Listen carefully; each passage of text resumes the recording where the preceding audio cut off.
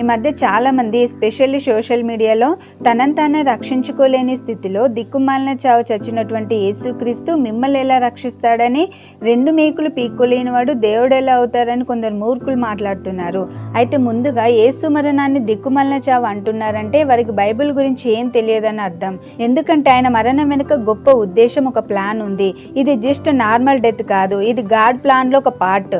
దిక్కుమాలిన చావు ఎవరు చచ్చారో వాళ్ళ గ్రంథాలు చదివితే వారికి అర్థమవుతుంది, బట్ వాళ్ళు చదవరు. వాళ్ళు తెలుసుకోవాల్సిన విషయం ఏంటంటే ఆప్షన్ లేకనో బలం లేకనో హెల్ప్లెస్ సిచ్యువేషన్లో ఆయన చనిపోలేదు. ఇది వాలంటరీ సాక్రిఫైస్, అంటే ఆయన కావాలనే తన ప్రాణాన్ని ఇచ్చారు. యోహాను సువార్త 10:18లో యేసువారు స్వయంగా అంటారు, ఎవడు నా ప్రాణాన్ని తీసుకొనడు, నా అంతట నేనే దాన్ని పెట్టుచున్నానని. అంటే ఆయన మనిషిగా భూమి మీదకు వచ్చినప్పటికీ ఆయన ప్రాణాన్ని తీసే అధికారం ఎవరికి లేదు. నా ప్రాణాన్ని పెట్టడానికి నాకు అధికారం ఉంది, తిరిగి తీసుకోవడానికి కూడా నాకు అధికారం ఉందని ప్రభువే అన్నాడు. So no one kill him, he gave us life.